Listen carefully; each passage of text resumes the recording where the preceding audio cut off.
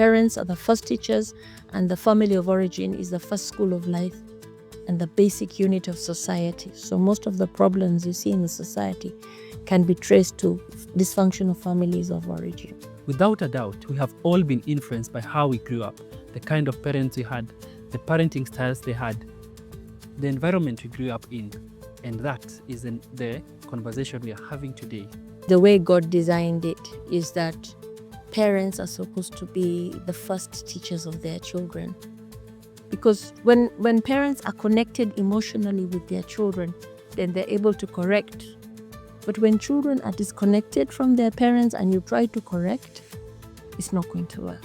Yeah, interesting. Dr. Eda is a medical doctor and a psychologist. She is the director and founder of Wastahili Family Wellness Center. She has a vast experience and knowledge in counseling psychology, and that places her at a better place to help us understand this whole question about parenting. But actually, trauma starts from the moment of conception. Yeah, so if, for example, if the lady realizes that she's pregnant and she tells her husband or her boyfriend, I'm pregnant, his response is enough to traumatize or bless the child. This episode was informed by a documentary I have been working on of a friend who has grown up in a children's home. I sought to understand how does that kind of environment affect how somebody grows up. The cry cannot always be answered to. Sometimes there's a shortage of staff. Sometimes these staff members are on shifts. I hope this episode will be as informative as it was for me. There's a word people throw around a lot, which is narcissist. Narcissistic personality disorder, attracting somebody with codependency. Codependency, the word has been changed now. It has been diagnosed as a self-love deficit disorder, SLDD. So an SLDD will be attracted to somebody with a narcissistic personality disorder. Both of you came from dysfunctional families, but you internalized your pain differently. So you lost your authenticity. So now the healing comes when you... Join me as we get deeper into this conversation. This is a wonderful time to subscribe to this channel and enjoy the conversations. 1, 2, 3, action. Thank you, Dr. Eda, for having us at your home and in your office. It's a privilege to be here, and we really appreciate this opportunity. So, as I searched about you, I realized that you are the founder of the Wastahili Family Wellness Center, and that you're passionate about, among other things, the next generation getting to self-actualization. So maybe you can tell us more about that. Why you're passionate about it? Yes, the reason why I'm passionate about it is that I'm a mental health survivor myself, multiple trauma survivor, and I lost my career because of that. Basically, I was pumped with drugs by psychiatrists. I was put in a box of a diagnosis, ADHD, depression, personality disorder, but without going to the root cause. So as I deteriorated in mental health and I developed a coping mechanism through addiction, and as I saw that they were not going to renew my contract, I decided to leave the profession completely and go into mental health and become counseling, guidance, and to study guidance and counseling. So basically, I'm now a wellness coach and also a counseling medical doctor. Yes. So you have mentioned about trying to cope with the mental health challenges that you're going through addiction and other things. So how is that, especially in our today current age and in the society where people don't really understand how to deal with their challenges? How do you help people come to that space so that they can get to the root cause of their problems instead of getting into addictions or other coping mechanisms that are not the right mechanism? Yeah, basically, I'm a trauma, like I said, I'm a trauma survivor, and I would love to build a trauma-informed society. Because a lot of the behavior you see in people is just the tip of the iceberg. It's the behavior you see is just a tenth of what's happening underneath. So the behavior in a person comes from an emotion. An emotion comes from a feeling, and a feeling comes from a thought process. And our thought processes come from our belief systems. And our belief systems, which are at the base, they come from past experiences, present experiences, and depending on whether they're pleasant or they're unpleasant, as in traumatic experiences, then you'll see the tip of the behavior. So you find that people can be very judgmental towards a behavior. For example, the coping mechanism of addiction. Addiction is to make yourself feel better, but why are you feeling bad? It's because of these past experiences.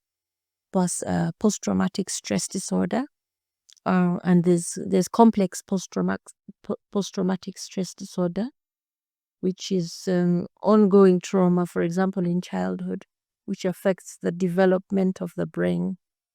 And then you have like the big post-traumatic stress disorder, which are discrete. We call it simple. For example, you might have a bomb blast or something like that, or a terrorist attack. There's specific things which are symptoms which are associated with post-traumatic stress disorder, but complex post-traumatic stress disorder, which happens as a result of continuous psychological trauma in childhood when your brain is developing. It has the same symptoms as post-traumatic stress disorder, but with added complications of inability to regulate your emotions, to calm down, and relationship problems. Yes. So there's one that is caused by just physical, that is more physical, and there's one that is more psychological. They are both psychological, because trauma is defined as not what happens to you, but what happens inside of you as a result of what happens to you.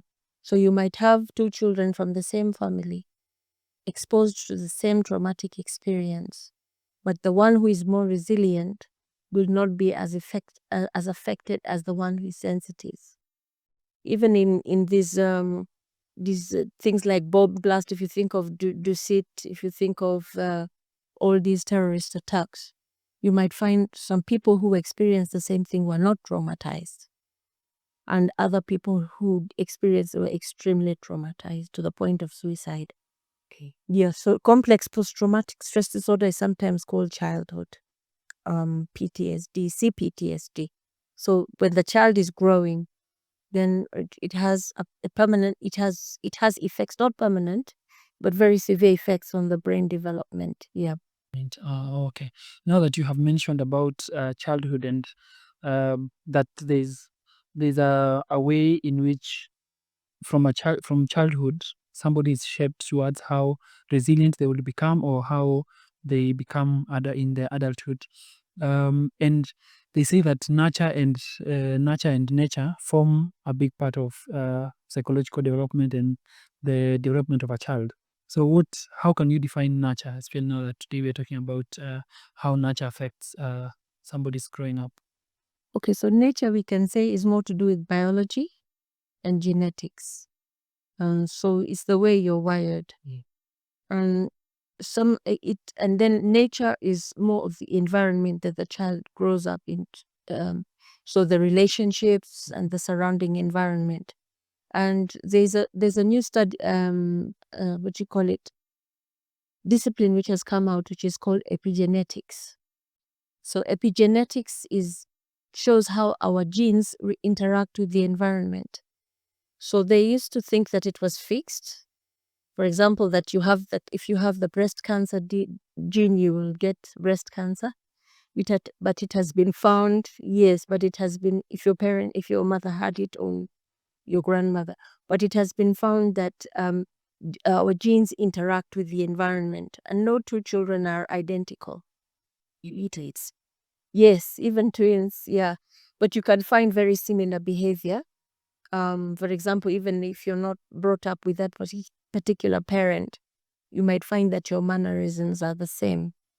But the genes and the environment both interact. But nurture is extremely important because according to the Christian meta model of the human person, which has been backed up by philosophy, psychology, and theology, we are interpersonally relational.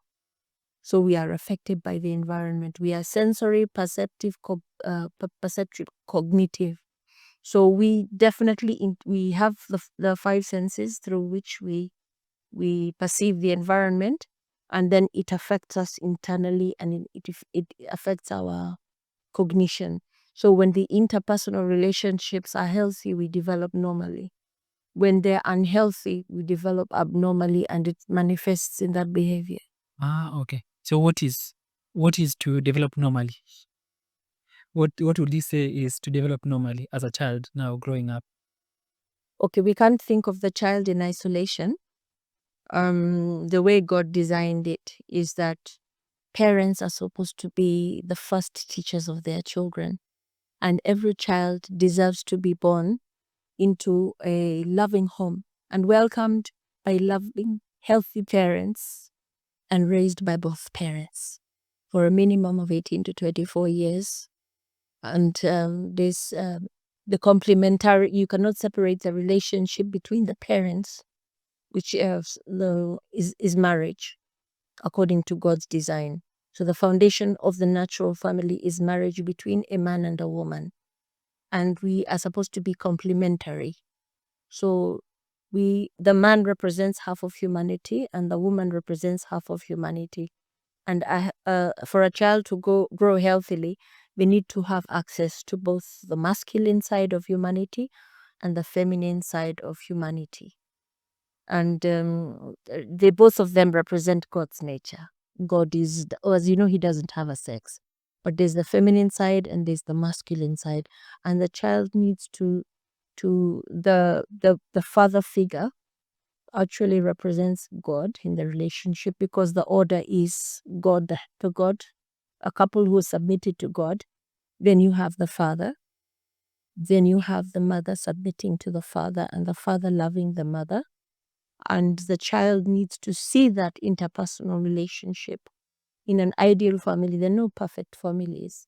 And then the children are under the parents. And so that interaction between husband and wife is very much a part of it cannot be separated from the parenting.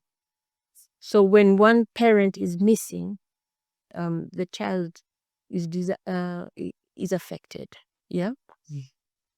But the ways in which other parental figures can come into the picture, because we live in a community, when that thing of living in isolation is not supposed to be. It's not natural.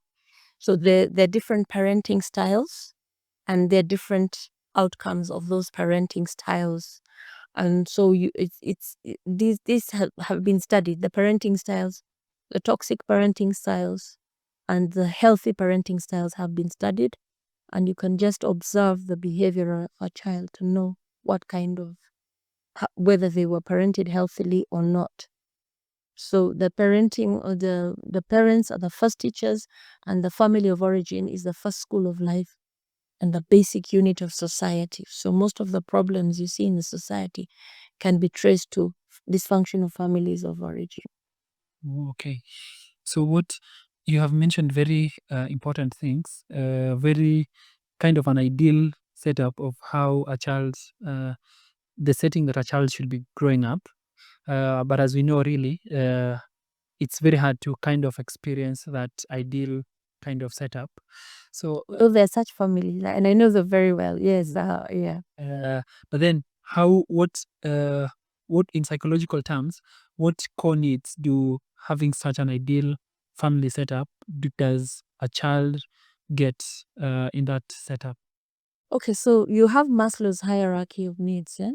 So you have at the very bottom, you have the physiological needs: food, shelter, water, clothing, and then you after that you have the safety needs.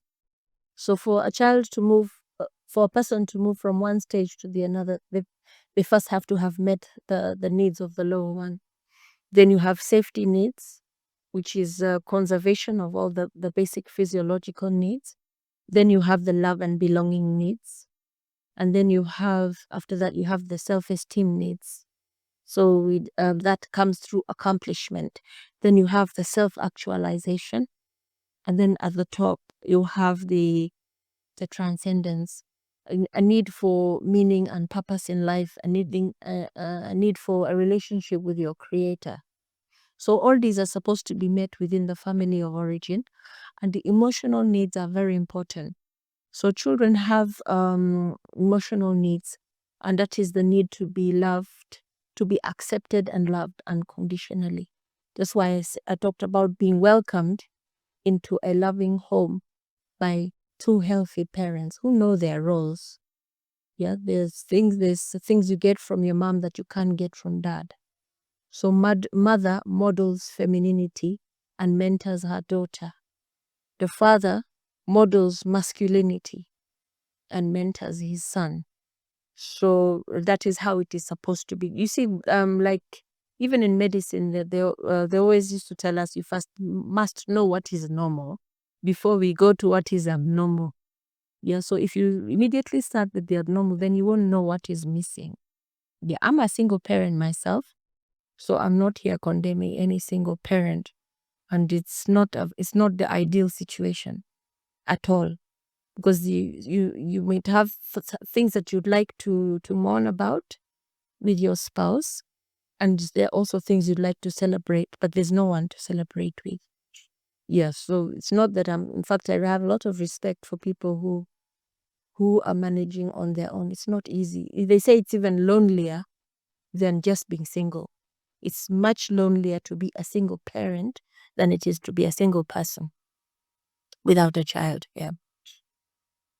So, you have mentioned about so how different is it, especially now that we are talking about now growing up in a children's home and somebody who has grown up in such a traditional, ideal kind of family. What happens to this child who has grown up in a children's home and one who has grown up in a normal, as you said, we need to know the normal family setup. What differences happens in their growth, mentally, psychologically, and all that? Okay, so when a child is growing up in a home with both healthy parents and a healthy primary caregiver, then we have emotional needs. A child has two basic needs, and this has been extensively studied by Dr. Gabor. Yeah. So on the one hand, we have a need to be attached emotionally to our primary caregiver. And on the other hand, we have a need to be authentic. To be authentic means to be able to express our emotions. Yeah. So what happens, for example, if a child is born into, for a child that is newborn, um, he or she has needs, yeah? When they get hungry, they cry. When they get lonely, they cry. When they get wet, they cry, isn't it? So all that time, the first 1.5 years of life, the child is is in a crisis of not trying to find out whether they can trust the world. So if every time the child cries, the primary caregiver responds to that need, then the child will overcome that crisis of the first 1.5 years. We call it attachment versus mistrust and distrust. So the child will develop an internal working model of themselves mirrored by the primary caregiver. The primary caregiver who keeps responding to their needs. I need a hug. There's the mothers who know whether it's a hug, whether the child is wet, whether they're hungry or thirsty. They can differentiate the different cries. Yeah. So the child gets the message, I matter. I am important. And I can trust the world. But if they don't respond, then the child gets the message, I don't matter. I can't trust anybody. And those first 1.5 years of life will show up in their relationships as adults because of the internal working model. And then the need to be authentic.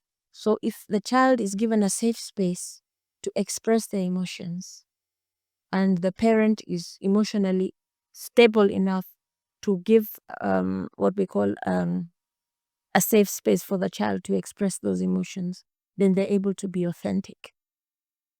But you see, when you, for example, you're being raised by an unhealthy parent or an unhealthy caregiver, the child learns very quickly that if I am authentic, I will not get my needs met, my emotional needs met, because the parent becomes hostile. So they always choose to please the parent, and that is attachment trauma. They would rather please the parent by suppressing their emotions, and then they develop what we call attachment trauma, trying to attach to a parent who's not reciprocating.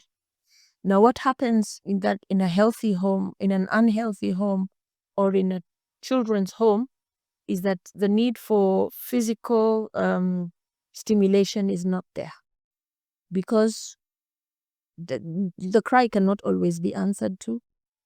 Sometimes there's a shortage of staff. Sometimes these staff members are on shifts. These are people who are being paid. It's not out of love. And even if they are volunteers, they disappear.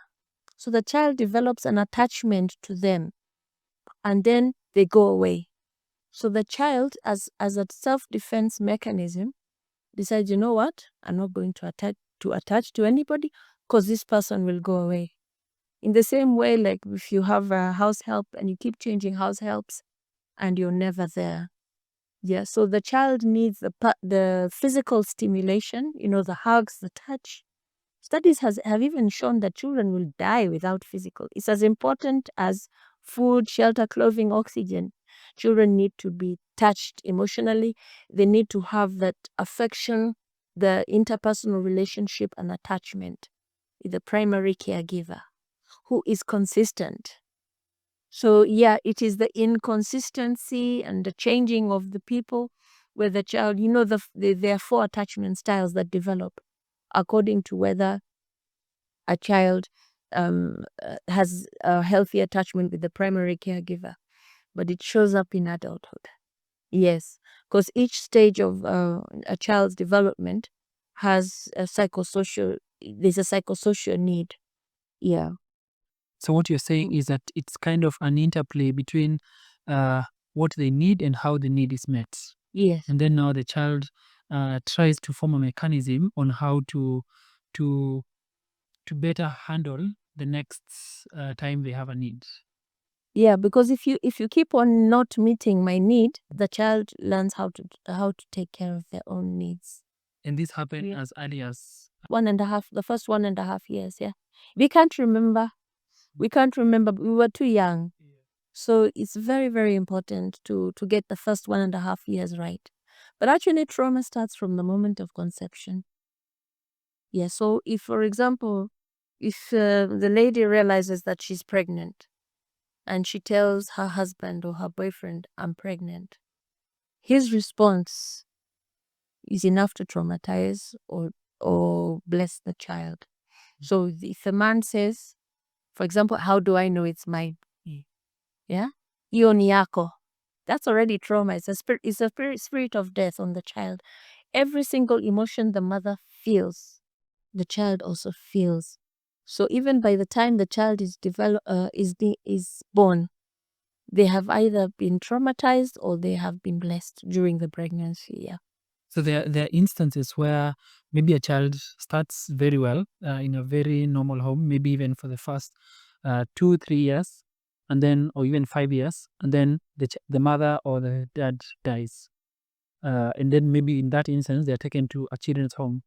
Does life, how they experience life in a children's home, can that alter how they had already developed, or what they had already developed in the first 5 years or 2 years be what will carry them through growing up? Okay, so now you're talking about the adverse childhood experiences. The adverse childhood experience is childhood trauma. And on the one hand, you have household dysfunction, and on the other hand, you have abuse and neglect. So abuse can be emotional, it can be physical, it can be sexual. Neglect can be physical and it can be emotional. So then the household dysfunction can be the absence of a parent, either through separation, divorce, death. It can be a mentally ill parent or an addicted parent, household member. It can be a jailed household member or domestic violence. So studies have shown that an adverse childhood experience score of 4 or more is severe childhood trauma. 4 or more is severe childhood trauma. No, 4 out of 10. They're 10. Yes, severe childhood trauma. But the one thing that can mitigate the effects, which can be behavioral, I guess we'll talk about that, physical illnesses, mental illnesses, risky behavioral and coping mechanisms. Actually, the effects can be mitigated by the presence of one emotionally healthy adult in the child's life. For example, a teacher, a neighbor who shows up for the child. Even an adverse childhood experience score of 10 can be mitigated by that. And the mental health of a child is directly proportional to the self-understanding of the primary caregiver, usually the parents. So because children don't have a developed prefrontal cortex, and the prefrontal cortex is the one that helps us have those higher functions of learning, understanding, and making decisions. So the parent who stands in the gap is supposed to act as the prefrontal cortex of that child, which is helps them to regulate their emotions. When a child is feeling upset about anything, what we call dysregulated in medical terms, and the parent is healthy and holds the space for that child and allows them to feel that emotion until they come out of it and even name that emotion, the child will be much healthier than with a parent who himself doesn't even understand him or herself, and so tells the child, shut up. And so the child shuts down the emotions. What we have walking around in our society is people who are not in touch with their emotions. They have suppressed them for so long that they don't even know who they are. So the sense of self is not there. And so the intergenerational trauma continues. You see, you tell your son, mwanamume ni kuvumulia. Yeah? Then you expect the same son to be sensitive as a husband. It's not going to happen. It's not going to happen. If that was not modeled by the father figure. Yeah. So the parent first or the caregiver has to fully understand themselves, Yes. understand the emotions, and then now be able to parent the child in a better way. Yes. And understand the role of parenting. You know, the purpose of marriage is the good of the spouses, and on the one hand, and the procreation and education of children unto eternal life. We're actually custodians of these children. They're not ours. God wants them back. And so they will get to heaven if we build the character in them. And the way we build the character in them is by creating a conducive environment through our parenting skills. Yeah.